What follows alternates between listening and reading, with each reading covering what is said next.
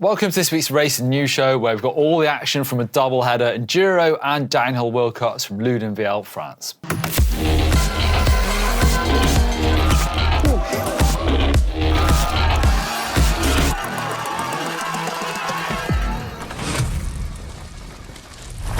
Right, things we learnt from this weekend's racing. I mean, it was a wild race, but a fresh downhill track was a firm rider's favourite. There were some massive crashes. And it turns out the weather can be bad enough to cancel a World Cup. Let's get into it, all starting with the Enduro. We'll talk a bit more about the weather later on, but this looks like it could become a classic Enduro race, actually. Good stages. I've been there. The venue's amazing.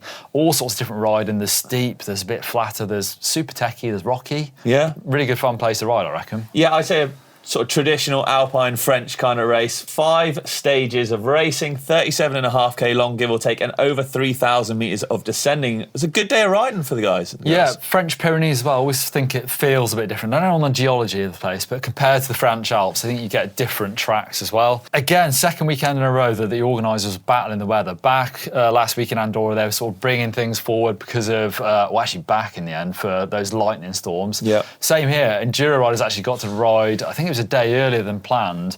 Conditions actually look really good, but those conditions changed for downhill races, Yes. which we will get to. Yeah, it's tough for the organisers at the moment, isn't it? Obviously, trying to do what's best for the riders. Oh, well, best for the courses. The Enduro riders weren't complaining, I don't think, this weekend. But No, they dodged it.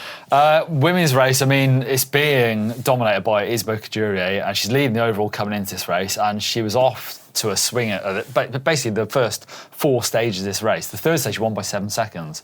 So she had a 22-second lead going into the final stage. So it's looking pretty good for Isabelle at the moment. Yeah, Morgan Shaw was hot on her heels coming in second place. A great ride for her for the Pivot Factory Racing team. Ella Conley again, third place. So, Harriet Harden as well had a couple of good stages, but interesting that Isabelle Couturier is coming out swinging this year. There's only 1 round left for the Enduro World Cup race as well, and that is at Haute Savoie is it a week or 2? I think it's the second weekend. Second weekend, yes. So they got a couple of weekends off, weekend off in the middle.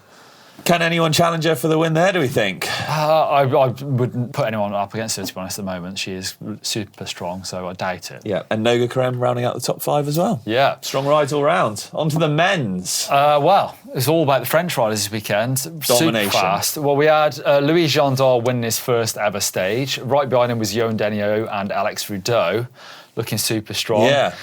But actually, when he got to stage 4, Martin Mays and Jesse Melamed warmed into racing. Both rode good on stage 4. I heard you spoke to Martin about it. Yeah, I spoke to Martin.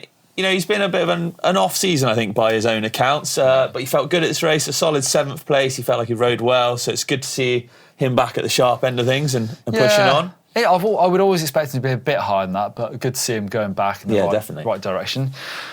Now, the story of the race for me was Jack Moyer, who rode really well actually on stage 4 and got himself into the overall lead, but it was super close, only 0.2 of a second over Johan Denio, with Gendal, Rudeau and Rude all within 8 seconds. So going to this final stage, 8 seconds isn't a lot to play with. So we saw from Jack Moyer's GoPro that he went off track. You see the tape was ripped in front of him, and it's easy. You could see tyre marks going down there. Yeah. Obviously, someone has gone through and ripped the tape. Whether that was a crash or not, you'll never know.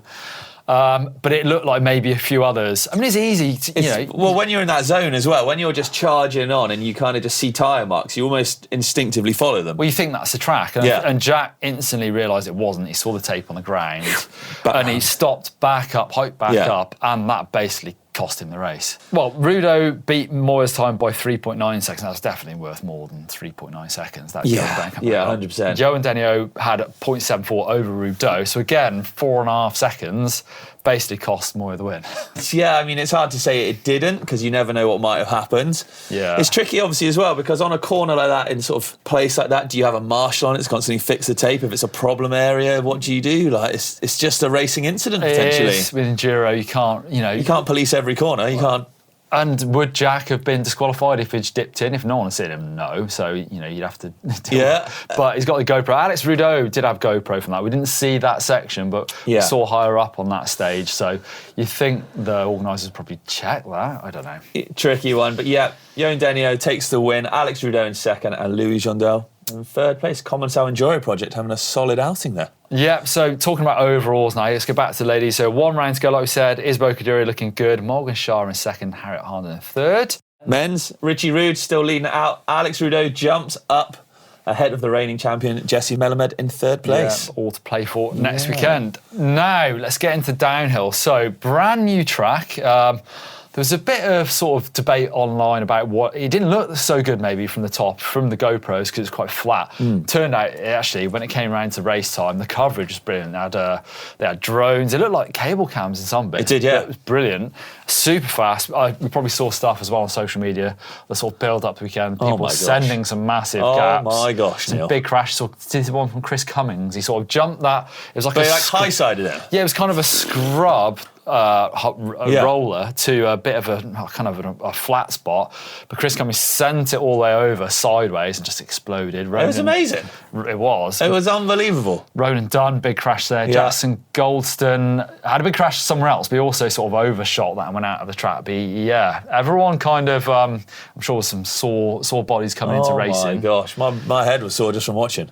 But before we got to the elite races, the big story was the junior racing got cancelled. So it was a really big thunderstorm that previous evening. We saw some of the practice where riders couldn't get down the track. They were crashing over the place. Yeah. But this was controversial. Never in my time has there ever been a downhill race cancelled. I've raced the Champrix one that everyone talks about where it was, well, actually not the Danny Hart one, the previous one I said, it was when Sam Hill came down. Yeah. And it was impossible to ride. No one could ride down that track. I came in, I'd already crashed half a dozen times probably, maybe not quite many, but there was a bit of crash netting where Greg Minnar was picking himself out of this crash netting because it was unrideable, and I went in, and as I was picking myself out, the next rider behind me went in. So that's it's a tough subject to talk about, right? Because it's supposed to be hard. Of course. But the problem I think that the organisers face is it's almost impossible to get the riders out. If someone has an injury, and of course we've seen a lot of serious injuries, particularly this year. I mean, look at them crashing in the dry. Yeah. Or dryish. You've got to think of rider safety first. I mean, no one wants to cancel a race. We'll never know if it was the right decision. The juniors are obviously very disappointed. Yeah.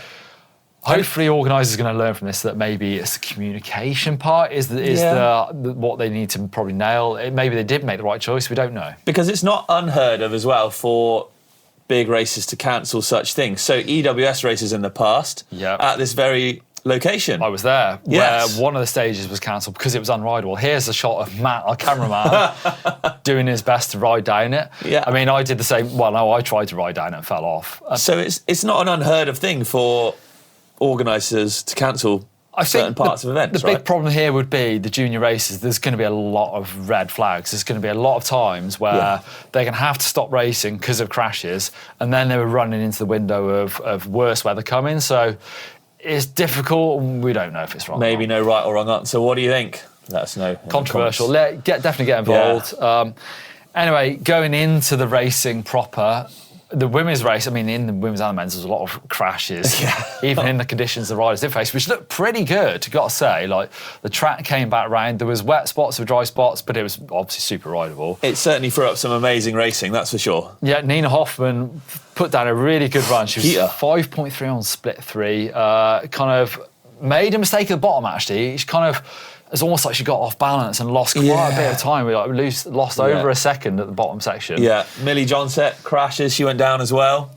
Tiny Seagrave crashes. Washed out front end. Yeah. Valentina Hole putting down a good run as well, but she made a mistake in the same place that Nina Hoffman did as well.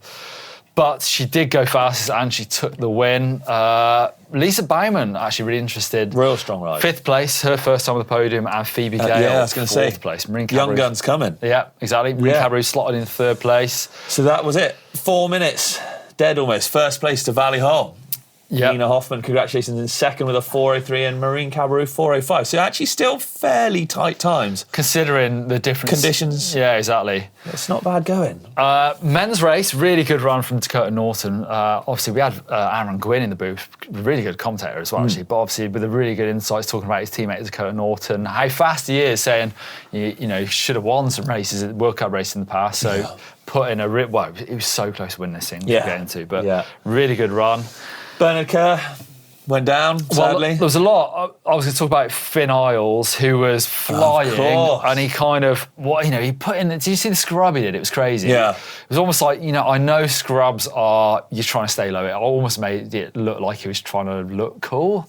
I mean, that's quite. I think you were. It's quite a harsh take, I suppose, but it was an amazing scrub. But what happened is he just unclipped, and he went outside the tape, and he carried on. To be honest, he got disqualified. He got no points.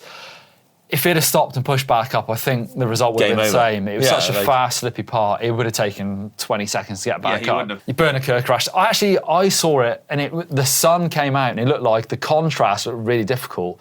So where the bits of the track were digging up, if it was in the sunlight, they'd see it, but in the dark, they'd have to guess. They didn't know if there was a rut there or if it was hard pack. It looked like that corner was actually hard pack, so Danny Hart do a really annoying washout on the front as well. Yeah, that was it. Just front ends tuck in, and maybe that, you said, that sort of contrast from light to dark and backwards and forwards, just throwing riders off a touch. O'Sheen O'Callaghan, very fast. He's knocking on the door. Yeah, exactly. He's knocking on the door. Antoine Vidal, his hand popped off the bar in a really fast part, which we saw with Thibaut Dupré later on. Oh my God, yeah. What a crash that was. It was just absolutely wild.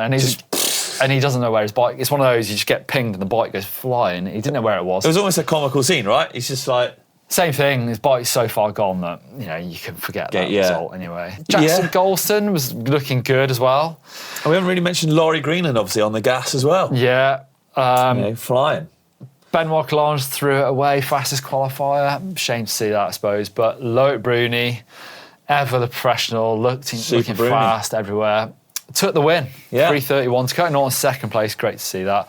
Laurie Green looking strong on the overall points, which we're getting to a second. Jack Skolson fourth place. Remy Thirion fifth. I like to see Remy Thirion. He's like in the wet and those slippy conditions. Thirion is a beast. So. Yeah, one of my favourite riders. That's his first podium since 2020 as well. He's had some big crashes over the years. Yeah. Other notable rides, David Palazzari, 7th. First top 10. Great ride from Ethan Craig, 8th, backing up his 6th from last weekend. That's it, yeah. And Oliver Davis, 9th after 11th at Andorra. That'd have shot him up the overall. Great to see some new faces in top 10. Amazing. Was Romain Paulin the hero of the weekend? The Enduro racer actually finished 15th in the Enduro World Cup on Friday and then spent all the rest of the weekend basically fixing up the downhill track for the riders. And it sounds like the riders really appreciate it. They love the track. Right, onto the overalls though, Neil. Well, Valentina Hull looking very good now. Dominant. She's got 1,642 points over Nina Hoffman. So Nina Hoffman's jumped up over Camille Blanche. Camille Blanche not racing by the rest of the year by the sound of it as well. No, currently holding on to 3rd, but that's going to slip, unfortunately, I think. Yeah, into the men's, Loic Bruni jumped back into first. I think he was first earlier in the year. So, but it's still close. His teammate Finn Isles in second place. Yeah, not a huge amount behind him. Jackson Golston 3rd. I didn't make a bet, but I spoke at the what's it called, the pre-season thing they did in Lord. I said Jackson's going to be good for the overall. He's had some health issues and he's still looking good. He's still, hanging on in there in 3rd place. Couple of good results and it's tight at the top, right? We'll see how it pans out. We only got to wait. Basically another week for that. And there's more racing coming. Can't wait to see some down. We've got loads. We've got downhill. We've got the Enduro World Cup. What else? You marathon? I'm racing marathon. You are. How's the preparation going for your marathon? Is that your Marathon World Cup debut? It is my Marathon World Cup debut. Leger, I'm particularly looking forward to for the World Cup downhill. That is a legendary venue and the racing. Do you remember last time we were there with the Frenchies? So I can't wait to see what happens there. Madness, yes. Remember, you can keep up to date with everything on the GMBN Racing channel and on GCN Plus, right? Yeah, you can watch loads of action there. Don't forget you can watch the downhill semis there as well and the junior racing live. So get yourself involved and we'll catch you next time on the Racing News Show.